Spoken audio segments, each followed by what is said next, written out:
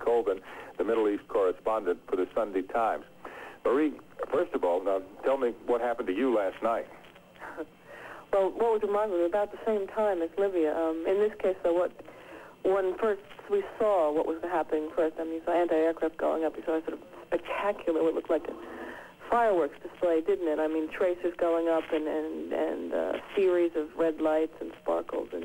But it wasn't for, I mean, in Libya, what happened is we were just jolted out of our beds by the sound of planes coming in, so it was a lot closer there. I mean, this was off in the distance, but it was a pretty spectacular display for that. Yeah. How would you compare the two? I mean, would you say that that this was a lot more firepower than was used in Libya? Well, this was a lot more massive. I mean, it was not as close. I mean, Libya, you had pretty much two bombing runs. I mean, the first one you missed because we woke up, and you had that second one come in. The Libyan anti-aircraft didn't start till 10 minutes after. You had what looked like a massive battle out there last night. You know, going, lowing, and starting all over again over a period of about 2 or 3 hours.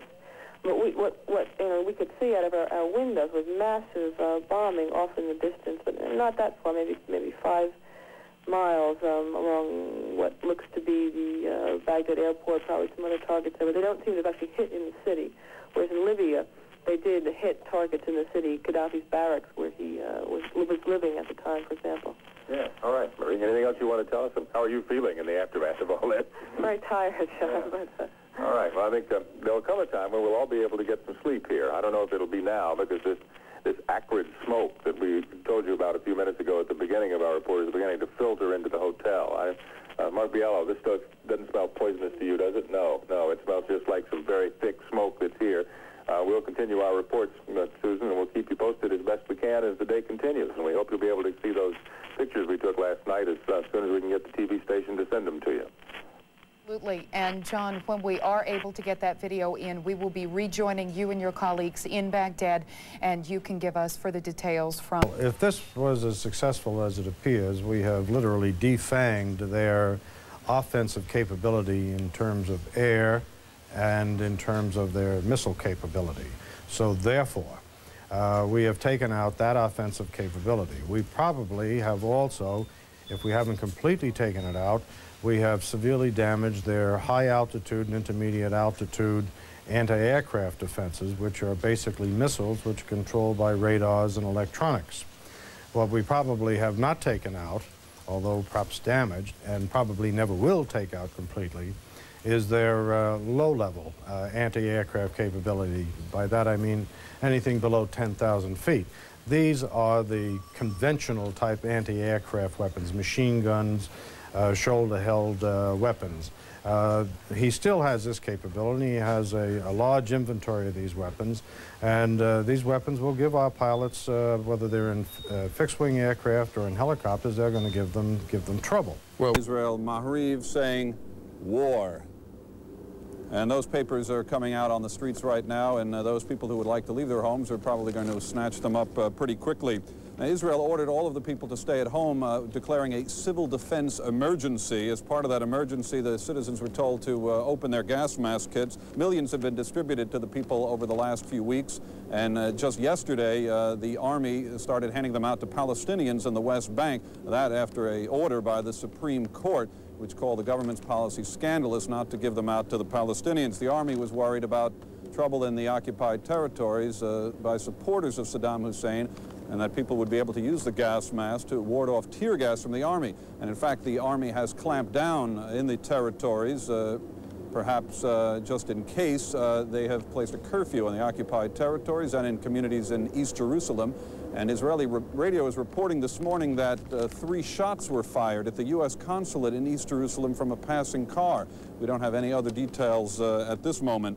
Now, an Israeli defense official says that Israel is not involved in any way in this conflict. An army official said the chances of a missile attack from Iraq are getting smaller and smaller as time passes. Right now, it's, quote, small and near zero. Of course, Tel Aviv, as you mentioned, is the city that was threatened by Saddam Hussein. In an interview with Mexican television, he said this would be the city where he would strike first should he be attacked by the multinational force. So far, all is quiet. Israel has ordered all workers in key industries to report to work today.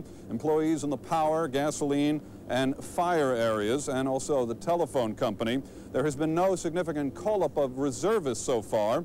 Everyone is listening to the radio for the latest. Israel has always been confident that the U.S. forces would be able to do heavy damage to Saddam Hussein and his missile batteries. Just yesterday, a brigadier general of the Israeli Defense Force said, "We are absolutely confident in the capabilities of the American forces."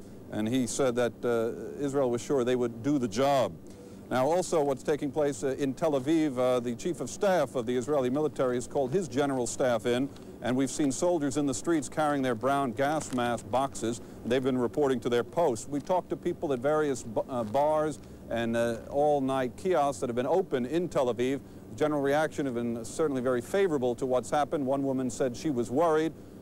Two other men said that they were glad that it appears that it might be a short war. They were basing that on radio reports of the heavy damage inflicted by U.S. aircraft.